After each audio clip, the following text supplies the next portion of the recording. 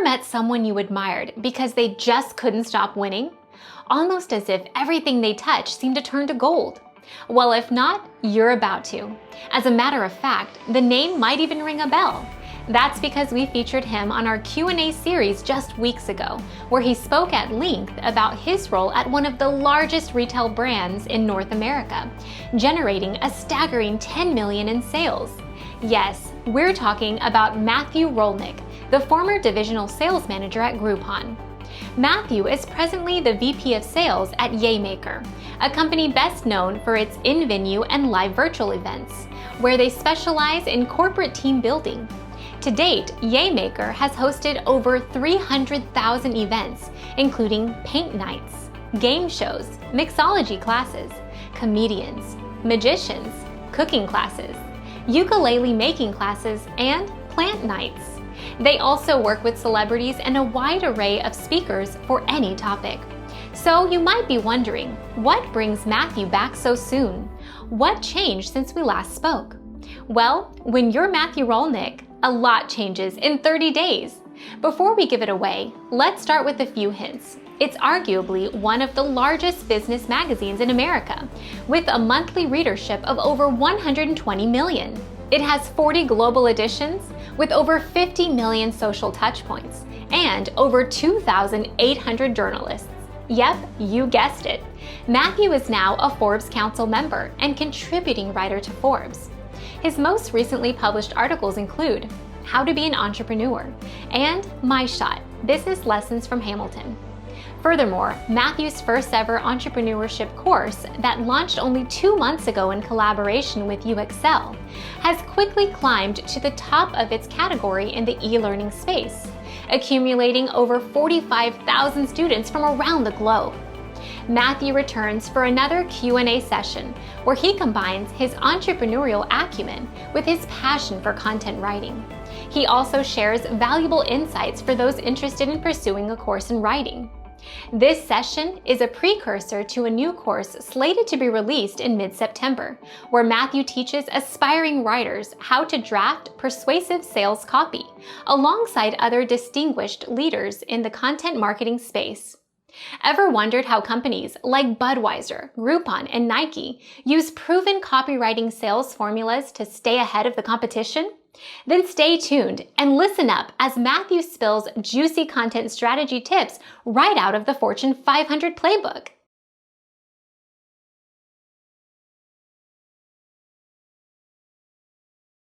Yes, I recently joined the Forbes Business Development Council, and I recently published an article on entrepreneurship, the idea of being an entrepreneur within a company. I do want to thank YouAccel and Udemy. I think some of the additional exposure for my entrepreneurship class actually helped leverage and parlay some new opportunities. Forbes Business Development Council reached out to me. It's given me a great opportunity to network with other vice presidents of sales and marketing of other companies, CEOs. So it's been a wonderful opportunity, and I plan to continue to write additional articles through Forbes, as well as any Q&A and commentary. My current role is Vice President of Sales at Yaymaker. We do in-venue and virtual events. We do them for the public as well as for private or corporate companies. So clients like Google, Netflix, Facebook, LinkedIn, companies all over, any size actually, we can do virtual corporate events. A lot like to reach out to us for team building type of events. We're best known for paint night, where people get together or virtually and paint all the same painting, but we also do trivia type of games. We also do plant nights. We also have our own game show called Winning Opinions. So we do a lot of different types of events for corporations and private parties. My main focus is simply to get readers to engage, to listen, to think a little differently. So what I'm focused on is always different things that interest me, any insights, any value that I feel I can bring to the table that's a little differently. That is my primary focus. Hooking your reader, I think it is important. I think a compelling tagline is very important. so it gives them a little teaser of what can be in the article. I think it's important to be very descriptive, creative, use your own personality to shine, to encourage people to go through your entire article. My definition of copywriting is simply writing text that can either create more brand awareness or influences a consumer to go through a different stage in the sales funnel to eventually buy a product or service. So that would be my definition of copywriting. I think effective copywriting to persuade a consumer to actually buy a product or service, it either has to be very educational, get someone to think differently about that product or service, or evoke such a strong emotion that they want to be more associated with that product or service. 5 good creative examples. All right. I like short, effective copy. So Apple always embraces tapping into your creative side. So I love their copy of Think Different. Volkswagen, when all these other car manufacturers are thinking about big ideas and big things, they used a full page ad and used the copy, just think small, basically tapping into being more economical, being more affordable, being more efficient, and think small really resonated. For me personally, there's products that I like using. So I love Bombas socks. And, for my child, I saw the slogan, kids socks that pop. Not only does it roll off the tongue, but it ties in socks. I thought that was very creative as well. Evernote is a service that I like to use, and I like how they utilize their copy. And they just use simple, effective copy that describes what the product is. That basically you can write notes, whether you're on your computer or your phone, make it simple on one device. You don't miss a beat. That's how they share their copy, which I really like. And let's think if I can think of one more. Nike, just do it. That is, they want you to be part of their brand and take action. And I think indirectly that also influences you to just do it, to buy their product. So those would be 5 examples that I would share that I think are creative copy that can be very effective, whether directly or indirectly influencing consumers to buy their product or service. Yes, I think it's very important to emotionally connect with your reader. As human beings, we are both logical and emotional. And I would argue we make decisions more based on emotion than logic.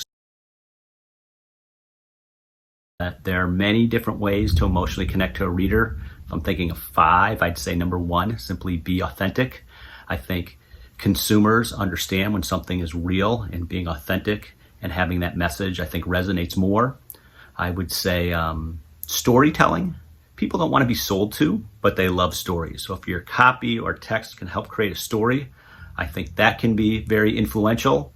And I would say metaphors, imagery, people are visual. So if your copy can help create a vision or a visual in someone's mind, I think that can be very effective.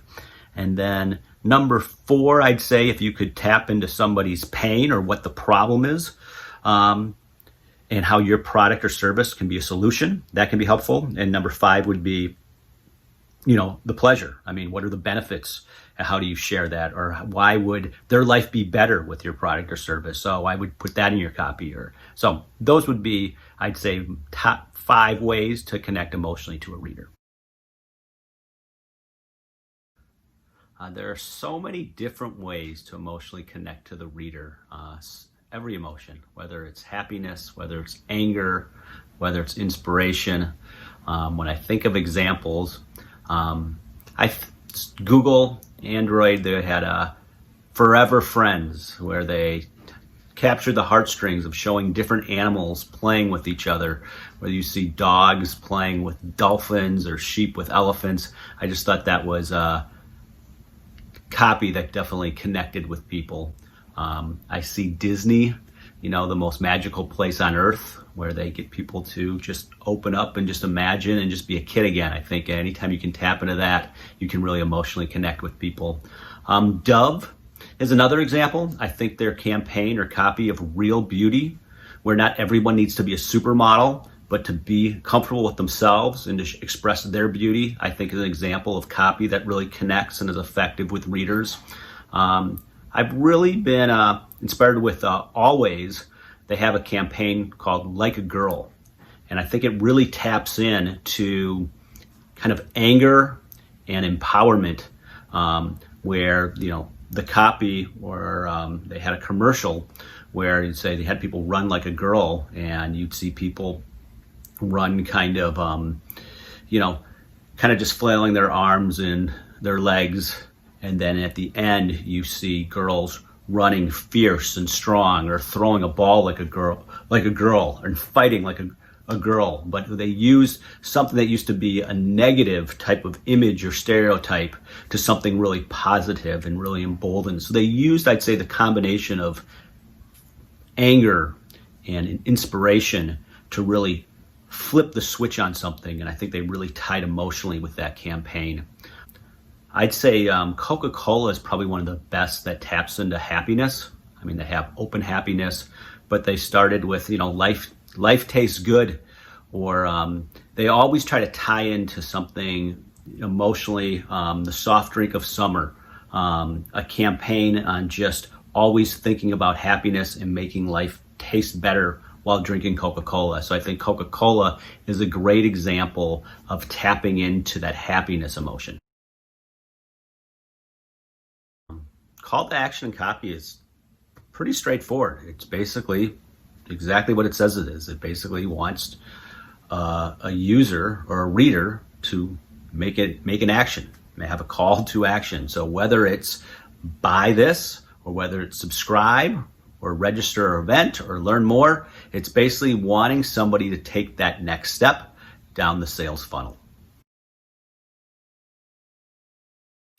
I work for a company called Yaymaker, where we sell tickets to events, whether they be virtual or whether they be in venue. But sometimes there's events we have that have limited quantities. And for a call to action, if we say limited availability, that's a call to action that will create urgency and sell tickets. Another thing that I've seen is if there's a discount, or if we have a discount code, let's say there's a 10% promo code, to say activate your promo code now. That can be effective. I think there's other words rather than get this now. If you say grab this or seize this, I think can be more colorful adjectives that I think can work. I've seen other things. So for example, get your free is a call to action I like a lot. There are times where I'll see a marketing report or some type of analysis, and it'll say get your free analysis, or there might be an industry trend that says get your free report on this trend. I'll often click that so I can get my free, and I find that effective. A lot of things I'll see, like on Facebook, might say start this quiz. And that can be something that's a call to action to get you someone more engaged. But that start this quiz, boom, someone clicks and starts that. So those I would say are at least 5 call to actions that I see are effective. Yes, I do think an article's headline is equally as important to the content of that article or copy. And the reason being is people say don't judge a book by its cover, but a lot of people do. People have short attention spans, and there's so much different types of media or copy or content or messages all over the place, and it's hard to grab someone's attention. So an effective or powerful or catchy headline will at least get them to the door. So be very thoughtful on what your headline is. There are several different ways to write effective headlines. One is simply people want to know what the experts do. They want to know those special insights. So if you use the word secret, the secret to increase consumer engagement, or the secret to 7-minute abs, those type of headlines can be catchy and effective. Anytime you can use powerful or inspiring language, positive words, like now you can. So now you can write an email that people will open. So I think something like that can be a headline that can be effective. Another is people can relate to other celebrities or experts in a field. So if you're, let's say, an investment company and you're trying to encourage people to invest with your company, you can say, use that word like. So invest like Warren Buffett. That could be an example. Or invest like Kevin O'Leary in Shark Tank or things like that, Mr. Wonderful, but invest like Mr. Wonderful. Something like that could be effective as a headline. I also think numbers can be very effective. So, I post something on LinkedIn and I might say 7 ways to increase your LinkedIn followers. So you give somebody kind of a path, you give them 7 tips, but if you just say 7 ways to increase your LinkedIn followers, I think that's something that can be effective. And then finally, same thing, kind of going with numbers, I'd say percentages. Anytime you can say 30% of salespeople don't follow this one technique. 25% of marketers don't know about this strategy. So saying those percentages can also can catch someone's attention. So those would be 5 examples, I'd say, of headlines and copy that can be effective. If you want your press release to be newsworthy, first you want to have obviously a strong title. You want that to have a real impact. You want your first paragraph to really be the essence of what's important with your press release. But I would say the most important thing is making sure it's relevant, it's timely, and then asking yourself, if you were an editor or if you were a reporter, would you find it newsworthy? So I think that's the most important question to ask yourself. There are several different combinations of trigger words or formulas that can be effective. It works differently for everybody. These are combinations that I see consistently work or be more effective, but some people can be more desensitized to them. But here's would be some thoughts. Anytime people feel they can save money. So anytime you hear free, big sale, huge discounts, those can always work. I would say if you say, have a moment or quick question, that can cause pause or get someone to think or say, okay, let me just take some quick time. So that can be effective. How to, people always want to learn and want to learn different ways of how to do something. Anytime you can bring percentages, 25% of respondents did this. That can be effective. Anytime you say, doing this changed my life, can create more curiosity. So I think that's a good trigger point. I mentioned previously the idea of secrets to be revealed. People want these special insights, or have you ever can arouse some curiosity. So those would be examples of, I'd say, trigger words that I think can be effective. Everybody wants their content to go viral. I would share 2 things. 1, always try to improve your content. And 2, always try to grow your network or platform to try to connect with more influencers, because there's a lot of lousy content that goes more viral because they have that following. So a lot of people engage it, share it, and there's a lot of amazing content that nobody sees. So it doesn't even come close to going viral. But your goal should be to keep improving your content. And again, going viral can mean different things. It can go viral within a community that you have an affinity towards, or it can go viral to the masses. But depending on what your goals are, that's something you want to ask yourself. Who is the most important people that you want to see your content? If I have other advice, I would say just make sure your content's authentic, because I feel that if you write something about that you have a passion about or you have an expertise about, the chances of that content growing and people seeing the value of it will grow. So for example, if I wrote about whether or not Pluto should be considered a planet or not, that's not a real interest or passion of mine. I don't have a super strong opinion. I don't feel I can write as powerful content. I know the things I'm interested in, and that has to do with event marketing or virtual events or sales or leadership or motivation or having a growth mindset.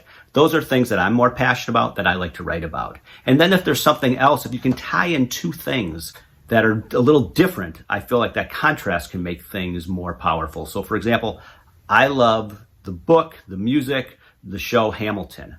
And I try to incorporate, I just submitted an article to Forbes about Hamilton and business lessons. So anyway, but I try to use kind of titles of the songs, My Shot, or the idea of never be satisfied, or write like you're running out of time. I'll try to do play on words and kind of incorporate that with some of the business lessons. But if I am true to myself and the things that I'm interested in and share those type of insights, those things can help. I do find as well, if I share content on things that inspire me rather than things that are a little more forced or manufactured, tend to have the most traffic, the most views, the most engagement for me. So I would say continue to try to grow your network, keep trying to build more quality content, and write or share content on things that you have an extra passion for.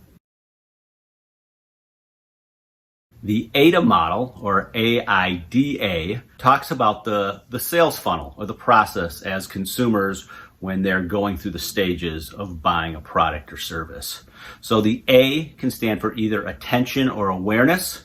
So the idea is when you first send copy out, you're trying to just generate awareness or about your branding or getting your name out there. The second stage is interest. You want to start having consumers start thinking more about your product and generating some interest or consideration. The third stage is the D, desire. You want to really start in that stage with your copy or your content to really highlight the benefits of your product or service, to really create that desire.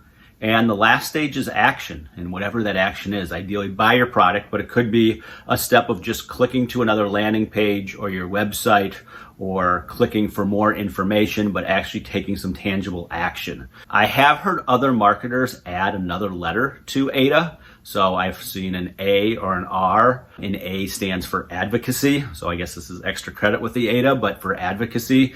So after someone buys your product, to be kind of an evangelist and keep spreading the word. Or the R is retention. So once someone buys a product, how do you encourage them to want to buy it again? So anyway, so I have heard marketers share an extra letter after the AIDA, the A or the R. But AIDA, again, AIDA, is either awareness or attention, interest, desire, and action. When I think about companies that have effectively used the AIDA model, when I think of the A, attention or awareness, what comes to mind, at least first, is Budweiser. I think about their What's Up campaign that was just to create attention and awareness. It didn't talk about the benefits of their beer. They just created a catchy copy that took off and went viral. So it created tremendous attention and awareness. When I think of the I, what comes to mind is companies like a Geico that creates interest by using humor and sharing you can say 15% off with Geico. So I think they've been very effective with that. The D, with desire, I think of Nike. They've had campaigns about never giving up that are very powerful, pulls the heartstrings, and you see people with challenges and overcoming them. And then I think of the Dove, and again, with their real beauty campaigns of the desire of loving yourself and appreciating yourself, your beauty inside and out. And then A, I think for action, I've seen campaigns like eHarmony, where they'll have television commercial or ads where they'll basically say, they'll share all their benefits, but then they'll say you can sign up for a free weekend or a free few days during like Valentine's or different times. But it's actually taking action for a free trial. So I find that to be effective in trying to call it that A or action. So those would be some companies that I would say have been effective in using the AIDA model. If you really want to have your copy convert to paying customers, here are some tips. Number one, make sure you really demonstrate the value of your product or service. Really highlight those benefits and give them compelling reasons. Number two, offers can be very compelling. If you got a really strong offer, that can really convert. Number three, if you make it simple, make that copy very simple, that can convert. Number four, I would really try to draw to your call of action, making that call of action really big, really bold. Number five, I would say contrasting colors in your copy, especially again, that call to action. If you have contrasting colors, it will draw the eye to that call of action to help convert more. Number six, I would say anytime you can do any scarcity or urgency, a limited time, limited number, that can really help. Number 7, I would recommending just testing.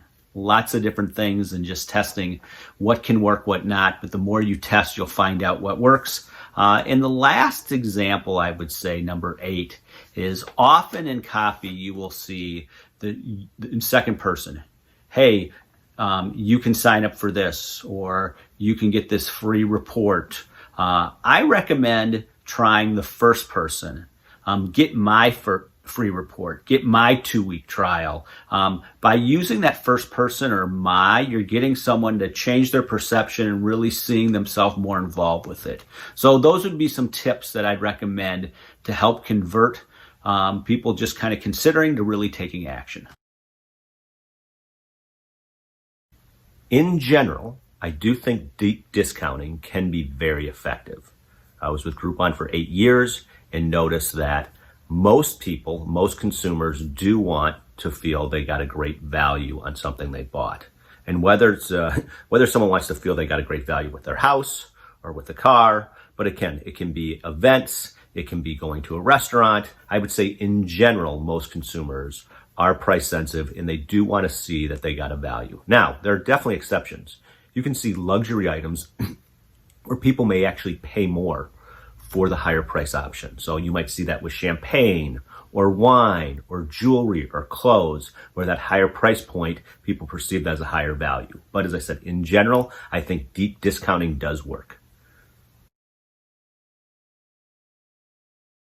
There was a book in the 80s called Influence, and it talks about this concept of social proof, where people can actually conform or influence their behaviors if they witness or learn about other people doing a certain type of action or taking on a certain type of behavior.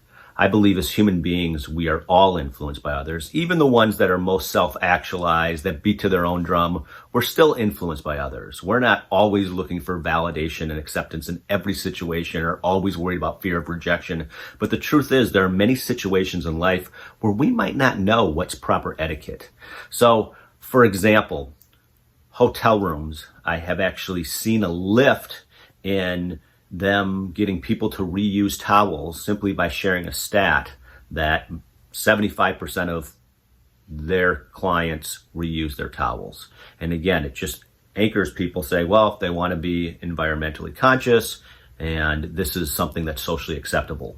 You know, there are situations where I might not sure what's appropriate, whether it's tipping if I see an attendant in a bathroom, or there's a lot of people who might not know about tipping at hotels, but if they see stats or reviews, other people talk about it, that may influence someone's behavior. So from company standpoints or brands or things like that, sharing social proof that other people like this product or use this product, reviews can be very powerful, testimonials can be very powerful. So social proof is an example of conformity, but it's a way of also encouraging others to show evidence that they've used your product or service, and it can be very effective in marketing or as with your copy. I think there are several ways that you can share your social proof without sounding too salesy. If you've won an award, you can share that. That's social proof. That gives people confidence that they have trust in your business. A testimonial, as I mentioned previously, can be very powerful. Sharing testimonials are coming from consumers, and that gives additional social proof. And if you've got a lot of reviews, if you have a lot of reviews on a site like Yelp, a lot of reviews and a high rating, share that in your copy. People will be influenced by that, knowing that there's lots of consumers that have used that product or service, have rated it, and have high ratings. So those would be some examples I'd share of utilizing social proof in your copy. I've seen countless times utilizing scarcity and urgency to drive sales and compel readers to take action. It works. As I shared, I work with Yaymaker, and we do events. And sometimes we have a limited capacity for an event. We might only have 50 tickets available. And When you see that and you know that there's a limited supply, that's going to create urgency, because if you wait, you could miss out. People don't want to miss out. Obviously, I've seen in price points with discounts that could work, because that discount could go away. Again, people don't want to lose out on that discount. So obviously, when I was at Groupon, I watched see that work. Courses, even like this course, you might see courses on Udemy or YouAccel where there's a price point that's a special price point, and that might go away, and that may compel a user or reader to take action right there and then. But think about concerts, think about sporting events, music events.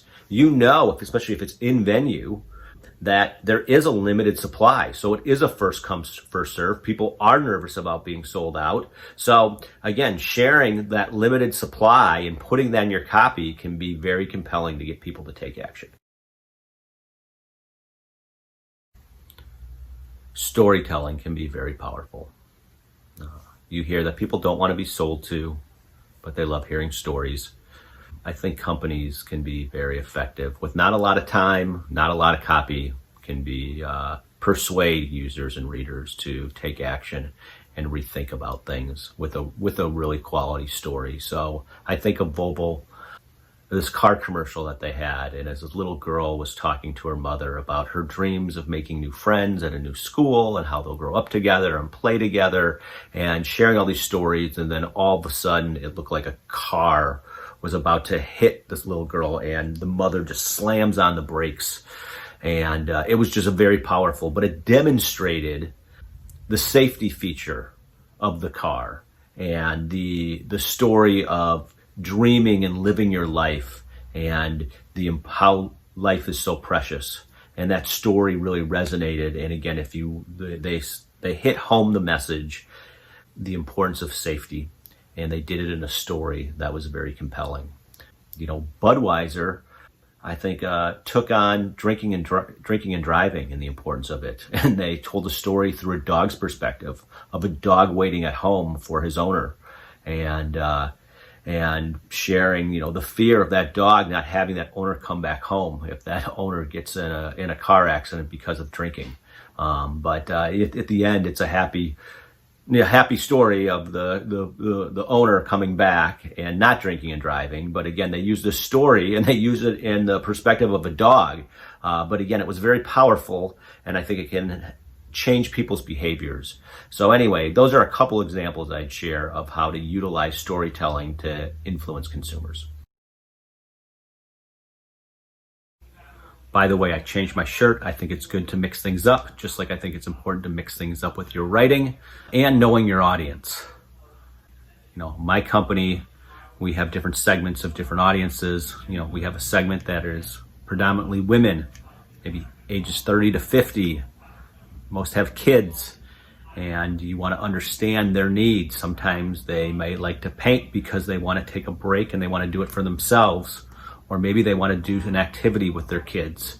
So you have to, I believe in speaking to your audience, understanding who they are and understanding their needs. So I think knowing in general their gender, their age, where they live, what things they like to do, what their challenges are. And I think after you have that, if you can actually in your own head name them. So say Sarah is a 42-year-old woman with 2 children that lives out in the suburbs of Boston, that is very busy running around with soccer practices and violin lessons and doesn't have much time for herself, but loves time for her kids. These are all things understanding her world, and then taking that language and speaking to them, I think, can be very effective. But I would say if you can talk to your audience, that would be the best. If you can read about them, study about them, or get as much information as you can, and then again, identify them, name them, and then incorporate that in your writing. If you want to quickly build rapport with your audience, first obviously know who they are. You want to speak to them. And speak in the first person. You want to be authentic. You don't want to use words that are large vocabulary words over people's head. You want to speak. You want to write the way you speak. You want to be authentic. You want to be vulnerable. You want to basically share a question or a problem or challenge that they're having and share a solution. If you can do those things, that will increase your chances of building a rapport with your audience. PAS, problem, agitate, solution, or PAS can stand for problem, agitate, solve. This is, I think, a very effective form of copywriting. I'm personally using this right now. I focus on corporate events, virtual events in this COVID pandemic. Right now we're looking at July 2020, and companies have problems of low employee morale, trying to build that team building, and they don't want, and managers and leaders, HR, they don't want to take the time and bandwidth. Everybody's spread thin to try to coordinate and orchestrate that. So I shared that I'm the solution. So the problem is, are your employees having low morale, or there's not as much team bonding? And then agitate it, like, do you really want to take the time to orchestrate and coordinate all that? And the solution is what I'm working on. So I think there's ways of being very effective in identifying a problem, and then, as I said, that agitate it. You don't want to make it more of a headache, and then you share the solution. So I've seen several companies use this, and I think it can be a very effective form. I do think IDCA can be very effective in copy, whether it's through an email, whether you see it on a Facebook ad, or even if you just see it on a box in a store. And I'm going to share an example, and I'm going to put myself out there a little bit. You may have noticed the beginning of me teaching this class versus later on, my hair is getting a little gray. So I've been doing it day by day, different questions. And I like this product, just for men, hair coloring. So keep this just a secret between any students in this class. Let's not get it out there. But no, actually, I feel like the copy was very effective, just even what I saw in the box. I mean, it already had my attention. I've already bought Just for Men the shampoo for my hair. Now they had this, this little brush, this little comb that you can put in. And so when I think about, my interest was there, but they captured more of my interest with some of the copy. So they said easy combing, and great for first grades. So I have more than first grades now, but then they captured the desire. It says 100% natural look. So they definitely capture that desire. I prefer a natural look. And then with conviction, they say satisfaction guaranteed, and it's foolproof. Can't go too dark. So that really tapped into the conviction. And then as an action, there was actually an offer. I was at a local CVS, and there was an offer where I think it was buy one box, get the second 50% off or something. So there's an action. So it really captured the interest, it captured desire, it had the conviction, it had an action. So I see all the time ways of that type of a formula can be very effective. So anyway, that's an example that I think for IDCA. ACCA, I would say, is kind of like a cousin of AIDA. It stands for awareness, comprehension, conviction, and then action. The conviction, actually, I've also seen in the AIDA. So some people add as a fifth letter, but they're very similar. ACCA, I often see for nonprofits because, again, they use comprehension rather than interest. So, for example, when you see animals becoming potentially extinct, or Save the Whales, ACCA, that comprehension piece is kind of educating people about the issue or the problem. So you bring awareness, then you have the comprehension, and where you're explaining the problem. The conviction is maybe you share the numbers with it. And the final A, that action, is typically an action to say donate here, donate for the cause. So ACCA, I often see it as nonprofits. I see it as very effective. Again, it's awareness, it's comprehension, it's conviction, and then action. That last action is usually donate here. FAB stands for features, advantages, and benefits. It can be very simple, it can be very effective, especially with copywriting or your word choice and influencing behavior or helping with sales. So I actually think of 2 products that come to mind where I think about features, advantages, and benefits that were relevant to me. My 12-year-old daughter, she was super passionate of wanting for her birthday an Apple Watch. She didn't want anything else, just an Apple Watch. And she shared with my wife and I all the features, advantages, benefits, But from features, I mean, you can take calls from your watch. You can text from your watch. You can watch videos from your watch. I mean, clear advantage from other types of watches or devices. And the benefits is it can really make your life a lot simpler. So she was sharing, Daddy, when you leave your phone away and you can't find it, how quickly it is that you could take a call from your watch. It can make your life simpler. So that was the advantage of it. The other product, actually, a good friend of mine is an entrepreneur named Brian Bell, did something called a Bell Flask. And I'm watching him do videos. And this is a flask. So I think a lot of people, go to concerts or sporting events and maybe they put a little alcohol on these. Now, I use it for water. I actually believe it's great for hydrating. So the features are it's lightweight, it's sturdy plastic, and these are some of the features of it. You can also, it's very squeezable, so it's easier, but the advantages is it's much more portable. I actually, because I squeeze it, this is not a commercial, because I squeeze it, I can actually drink water more quickly. I actually have challenges drinking water fast. I don't drink as much water as I'd like, but I actually drink more water because of it. But it's much more portable and I can carry it around than an actual physical flask that's much heavier.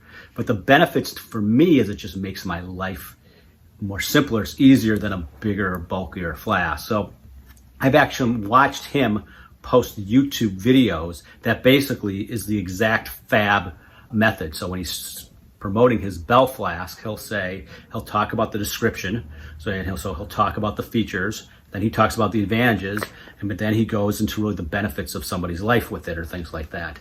I've also seen marketers reverse fab, whereas bath, where they believe it's a more emotional connection, a quicker impact if you can start with the benefits. Make your life easier, get rid of the headache. You don't want to miss a phone call. You make your life more convenient. So start with the benefits, then go to the advantages, then the features. So whether you do fab, whether you do bath, they're both very effective, and I recommend using it in your copy. When I hear the 4 Ps, I think of it as a marketer and as a writer, and they're different. So the 4 Ps in marketing are price, product, promotion, and place. In writing, the 4 Ps are a picture, a promise, proof, and a push or a pitch. But when I think of the 4 Ps in content writing, you want a motivational sequence that can influence people. I think it can really create an emotional connection that can influence people. So I think of like the health industry or products that help you lose weight. First, they paint a picture. You see someone who's in great shape. And so you have this desire to look like them. And so you see that. And then they share a promise. Hey, you can lose 20 pounds in 2 months or next 60 days. So you'll hear that. And then they'll share proof. And you'll see testimonials and examples of people that were 190 pounds and they got down to 130, or they show examples of these extreme weight loss, and they tie that in. And then there's a push, or that last piece, a pitch or push, where they'll say, sign up now and you can save $100 or 1 free month or things like that. So those are examples that I'd say, especially in the weight loss industry, where I've seen the 4 Ps be very effective in copywriting. I can get inspiration from lots of places. I get inspiration from other people, from books, from ideas or things that I can be passionate about or excited about. I think all writers and everybody can experience writer's block, and I think everybody can deal with it differently. For me, if I have writer's block and I wanted to write and I carved out time to write, and then I'm about to start to write and nothing's coming out, I just stop. I just walk away. I'm not effective writing unless I'm in my own zone. So for me, If I'm not feeling it, I don't write. So that would be my best advice, but again, it is very different for everyone. For me now, writing does energize me. Now, when I was younger, when I was in high school and college, I would say it more exhausted me. A lot had to do with the subjects or the topics. If I was taking a class and I had to write on a topic that I wasn't interested in, it was hard for me to be passionate about. It wasn't until later, that I was in the workplace, and then I started writing about ideas that I had interest in, and I found that energizing. So for me now, writing is energizing, but I typically write on projects that I'm interested in. Common traps, writer's block we mentioned can be one, but I think for aspiring writers, I think being too ambitious, wanting to do too much too quickly. Rome wasn't built in a day. People that run marathons will tell you it's step by step, it's mile by mile. That's true in writing. You just don't want to say, hey, I'm going to do 20 publications in the next 12 months, or I'm going to publish a book within the next 8 months. Basically, the goal is to keep improving. So I think one trap is to be frustrated or discouraged that you're not writing fast enough. I believe the goal is to just be consistent. If you're consistently writing and you're taking a reasonable amount of time every day, every week to write, you look back every 6 months and you see your progress. But as long as you're growing and improving, that's all that's important. So I would say the biggest trap is people just getting discouraged because they don't feel they're writing fast enough.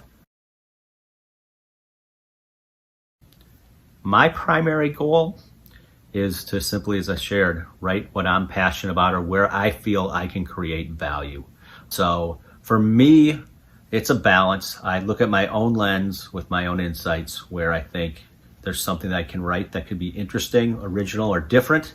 I do always try to think about the reader and who I'm trying to reach, but at the same time, for me, I have to be authentic and have my own voice, and whether I impact one reader or thousands of readers, as long as it's something original, authentic to me, and I think I have a unique perspective, that's been my primary goal. I love reading Malcolm Gladwell. I just took a master class from Malcolm Gladwell, so he's just somebody that is a mentor to me, but not a personal mentor. There was a woman who I worked with at Groupon named Chelsea Leverett, who worked in our business marketing and helped me with articles. And I thought she was a very gifted writer and helped me think about things that I did in the past and kind of elevated my writing. So she kind of helped inspire me. So I looked at her as a mentor. So I would say that. And then I would say I get inspiration or mentors, not necessarily from my writing, but from ideas. And I went to graduate school where I studied integrated marketing communications, and some of the other students that I still stay in touch with and consider colleagues and friends have been a great support and mentors of mine as well. I do enjoy reading on my free time. I don't have as much free time as I'd like. I'm very active with my work, very engaged. I like spending time with my family. I like playing soccer. I like doing lots of things, but I do enjoy reading. I like reading a lot of business books, sales books, leadership books, so that's kind of aligns with some of the things I do. But I also have recently found a passion for history. I've been reading, I read Hamilton. Chernow as an author who I love, and I read Washington. Now I'm reading Grant. And leadership lessons have inspired me to write more and read more. So I do enjoy reading in my spare time. I just wish I had a little more. I would say reading is an instrumental component of improving your writing. However, in today's day and age, people have short attention spans, and a lot more, I'd say, content out there is shorter, quicker. And their text, their emails, their GIFs, their memes. I think reading is very important. So for serious writers, I definitely recommend reading. But is it completely necessary? Each to their own. Everybody has a different style or things like that. But in general, I would definitely say yes. For me, the power of language and words really didn't hit me until just a few years ago. I just starting with LinkedIn. I started just writing articles on subjects and topics that I had interest in, and it just started kind of snowballed. It started getting a lot more engagement and interaction, more opportunities kind of parlayed, and that kind of snowballed for me writing more and then submitting articles to Forbes and in starting more people requesting me to write.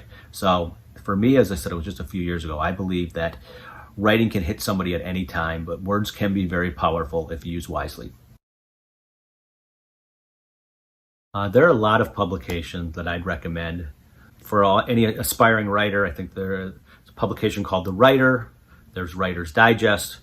Both of those can give very good insights and tips to overcome writer's block, or thinking of topics to write about, or improve your writing techniques and skills. So those are two great ones. But there's other great magazines, whether it be the New Yorker. But I recommend whatever you're passionate about or your interests, you look at, you subscribe to those magazines. So if you love sports, Sports Illustrated. If you love science, Popular Science. If you love fashion, GQ. So that way you stay on the cutting edge of what they're writing about. If you love music, Rolling Stone. So I definitely say subscribe to magazines that you're interested in. And but again, The Writer would be one that I would definitely recommend as well. Success is different to everyone. To me, success is simply just to keep improving, keep experimenting, and keep writing. So I don't have any real clear benchmarks. My goal is to just keep learning more, keep growing, and keep writing. There are a lot of topics I don't research much, and it's because there are topics that I have a lot of experience with. So I've shared this before. Business, leadership, marketing, sales, I have a lot of decades of experience with, and so I write about my insights or learnings with it. But if there's other topics, I will research more. And Writer's Digest has a website they recommend, Grammar Girl, which I think is very good at helping writers in a lot of different ways, whether it's finding more colorful words, better storytelling. And you know what? I actually a lot of times will go online and I'll look at YouTube videos on topics that I'm interested in, or getting other writers, people's perspective. So I've Googled a lot, and I've looked at YouTube videos a lot, and I've looked at other publications and websites. But I'd say the majority of the stuff that I write on are topics that are my own work experience. I realistically only probably spend 3-4 hours a week writing. Sunday mornings, I do like to write. Sometimes I will get inspired and I will start, whether it be a LinkedIn article, or whether it's a paper, or whether it's an article I want to submit through Forbes. Sunday mornings are often a time where I get inspired and I write. And then that's usually a time I like to write. Often there's a morning or two as well. Usually it's mornings, sometimes it's weekends. I'll take some time to write. So I would say just a few hours a week, but I try to do it consistently. Thank you for having me be part of this course. I very much enjoyed it. I feel every writer has his or her own journey, and I think the goal is to continue to improve, continue to write, continue to experiment. So anyway, I just want to say thank you very much.